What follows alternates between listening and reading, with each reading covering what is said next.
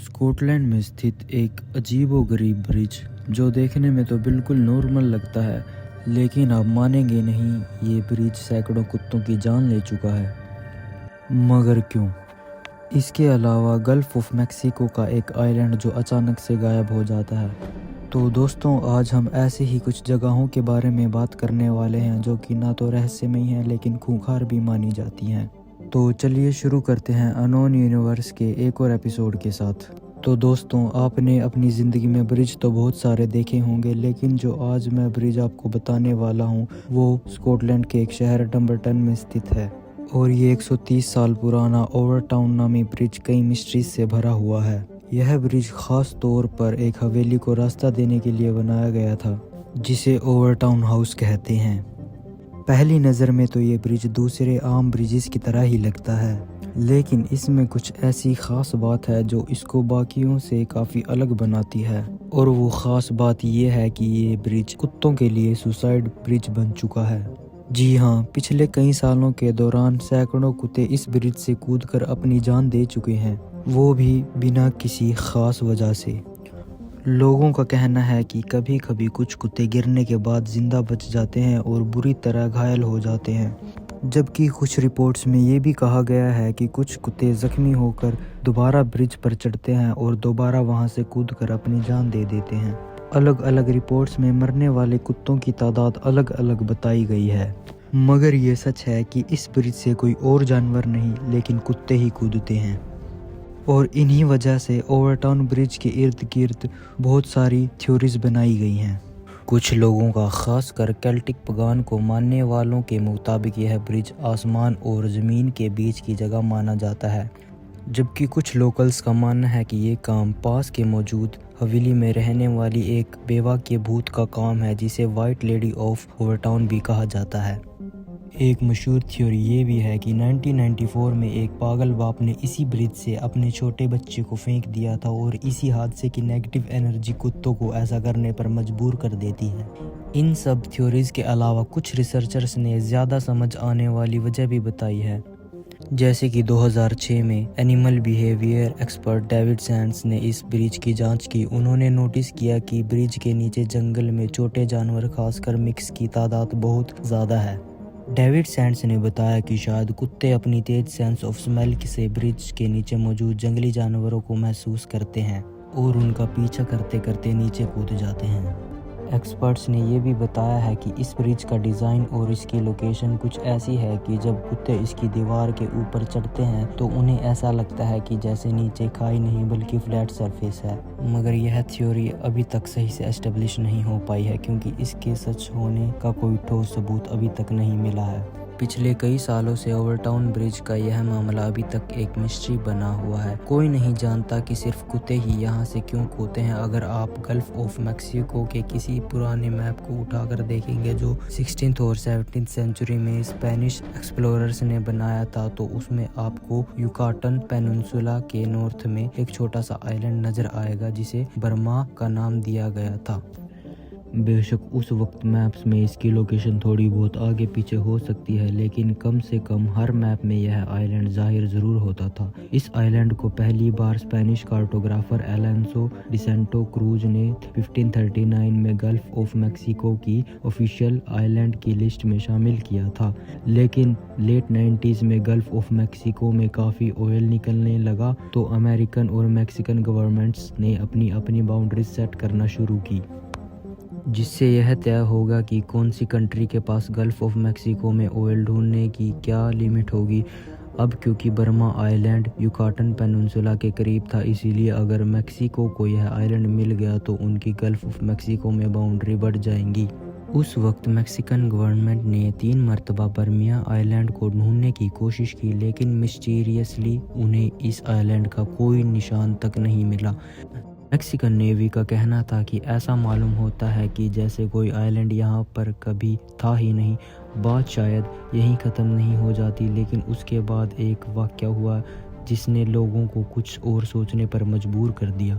Mexican navy का Burma को ना ढूंढ पाने का 1 साल बाद میکسیکن سینیٹر جوس اینجل سیلاریو جی میکسیکو کے تیل نکالنے کے علاقے کو بڑھانے اور برما آئی لینڈ کو وجود کے سب سے بڑے حمایتیوں میں سے ایک تھے۔ میکسیکن ہائی وے پر کار حادثے میں مارے گئے ان کی موت کے بعد لوگوں نے باتیں بنانا شروع کر دی کہ امریکن CIA نے اس آئی لینڈ کو ملٹیپل بلاسٹ کر کے غائب کر دیا تاکہ میکسیکو کے گلف میں رائٹس کم ہو جائیں۔ خیر اس کے بعد 2009 میں ایڈوانس ٹیکنالوجی کی مدد سے دوبارہ اس آئی لینڈ کو ڈھونڈنے کی کوشش کی گئی لیکن اوشن فلور پر ریت کے سوا اور کچھ نہیں ملا۔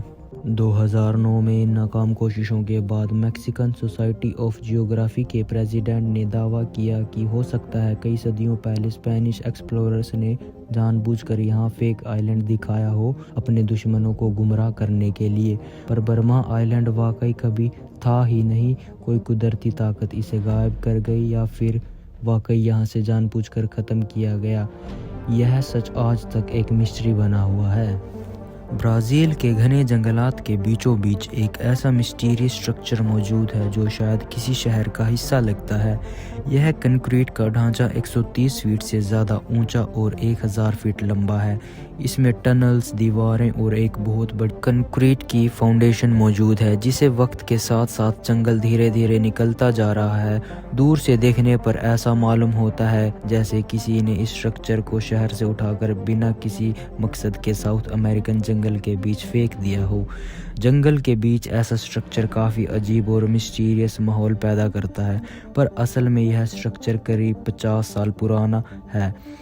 برازیل میں BR-1001 ہائی وے ایک بہت ہی مشہور اور لمبا راستہ ہے جس کی لمبائی 3000 میل سے بھی زیادہ ہے۔ اس ہائی وے کو بنانے کا کام 1950 میں شروع ہوا تھا۔ 1960 میں اس ہائی وے کے ایک اہم حصے پر کام شروع ہوا جس کا نام وائرڈک پیٹروبراس تھا۔ اس کا مقصد ریو ڈی جنیرو اور ساؤ پالو کے سینٹوس کو جنگل سے جوڑنے ہیتو تھا۔ 16 سال کی لمبی محنت کے بعد یہ حصہ کمپلیٹ ہونے کی قریب ہی تھا، لیکن اسی وقت برازیل میں ایک اکنامک کرائسس آ گیا۔ حالات اتنے خراب ہو گئے کہ سرکار کے پاس اس وائرڈک پیٹروبراس کو BR-1001 سے کنیکٹ کرنے کے پیسے بھی نہیں بچے۔ تب لاسٹ مومنٹ پہ پلانز چینج کیے گئے اور BR-1001 کو ایک دوسرے کوسٹل ہائی وے سے جوڑ دیا۔ یوں ہی یہ وائرڈک پیٹروبراس ادھورا ہی چھوڑ دیا گیا۔ تب سے لے کر جنگل آہستہ آہستہ اسی پر حاوی ہوتا جا رہا ہے اور یہ جگہ اب صرف ٹورسٹ کے لیے ایک اٹریکشن کے طور پر رہ گئی ہے۔ 1920 میں ارجنٹینا کے شہر بوئنوس آئرس سے تقریباً 400 میل دور ایک چھوٹا سا ٹورسٹ ولیج تھا جس کا ولا ایپیکوین کہا جاتا تھا۔ یہ گاؤں لونا ایپیکوین کے کنارے پر تھا جو ایک سالٹ لیک تھی۔ یہ لیک کافی مشہور تھی کیونکہ کہا جاتا تھا اس کے پانی میں نہانے سے سکن اور ہڈیوں کی بیماریاں ختم ہو جاتی ہیں۔ جلد ہی یہ جگہ ارجنٹینا کے امیر لوگوں کے لیے ایک ویکینڈ گیٹ وے بن گئی۔ اس گاؤں میں ایک ریلوے اسٹیشن اور 1500 لوگوں کی آبادی تھی۔ اپنے پیک وقت پر یعنی 1970s میں یہاں ایک ساتھ 5000 لوگ رک سکتے تھے۔ ولا ایپیکوین کی اس شہرت کی وجہ سے اس پر بہت پیسہ بھی لگایا گیا اور کئی ہوٹلز بھی بنائے گئے تاکہ وزٹرز کو رات گزارنے میں کوئی مشکل نہ ہو سکے۔ لیکن ایسا لگتا تھا جیسے اس شہر کو سالٹ لیک سے الگ کرنے والے ڈیم پر زیادہ دھیان نہیں دیا گیا اور پھر وہی ہوا جس کا ڈر تھا۔ 10 نومبر 1985 کو ایک طوفان کی وجہ سے وہ ڈیم ٹوٹ گیا اور اگلے 2 ہفتوں تک اس گاؤں میں پانی مسلسل بھرتا رہا۔ آخرکار سبھی لوگوں کو ولا ایپیکوین کو چھوڑ کر جانا پڑا۔ کچھ دنوں کے بعد کنڈیشن ایسی ہو گئی کہ گاؤں اور اس میں موجود گھر 30 فٹ پانی کے اندر چلے گئے۔ 25 سالوں کے بعد 2009 میں جب پانی واپس اترنا شروع ہوا تو نیچے موجود گھروں کا ملبہ کافی خوفناک منظر پیش کرنے لگا۔ اوپر سے دیکھنے پر اس کی اصلی گلیاں اور گھر نظر آ سکتے تھے جہاں پر 1500 لوگ رہتے تھے۔ جنگلی جھاڑیاں، جنگ لگی عمارتیں اس گاؤں کو ایک گھوسٹ ٹاؤن جیسا پیش کرتی ہیں۔ آج ولا ایپیکوین دنیا بھر سے فوٹوگرافرز اور ٹورسٹ کو اپنی طرف اٹریکٹ کرتا ہے جو اس مشہور گاؤں کے کھنڈرات دیکھنے آتے ہیں۔ پانی میں نمک کی وجہ سے اسٹرکچرز پر ایک سفید لیئر چڑھی ہوئی ہے جو اس کھنڈرات کو اور بھی زیادہ خوفناک لک دیتی ہے۔ ولا ایپیکوین کے بارے میں سب سے انٹرسٹنگ بات یہ بھی ہے کہ 25 سال تک پانی میں ڈوبنے رہنے کے بعد بھی 2009 میں جب پانی اترا تو 81 ایئرز کے پاولو نویک نے واپس آ کر وہیں اپنے ٹوٹے پھوٹے گھر میں رہنے کا فیصلہ کیا۔ شہر کے 1500 لوگوں میں صرف وہ اکیلا تھا جو واپس لوٹ کر آیا تھا۔ ولا ایپیکوین کے اکیلے ریزیڈنٹ کے طور پر پاولو کو 2020 میں شہر کا کلچرل ایمبیسڈر بھی بنایا گیا، لیکن افسوس کے ساتھ 2024 جنوری میں 93 ایئرز کے ایج میں پاولو کو اس دنیا کو چھوڑ کر جانا پڑا۔ کئی سالوں پہلے یہ شہر ٹورسٹ کی وجہ سے فیمس ہوا تھا اور آج بھی یہاں صرف ٹورسٹ ہی آتے ہیں۔ امید ہے انون یونیورس کی یہ ویڈیو آپ کو بہت پسند آئی ہوگی، اسی لیے کرپیا کر کے ہماری ویڈیو کو لائک کریں اور چینل کو سبسکرائب کریں، اور ویڈیو کے اینڈ تک بنے رہنے کے لیے آپ سبھی کا بہت بہت دھنیہ واد۔ Thank you.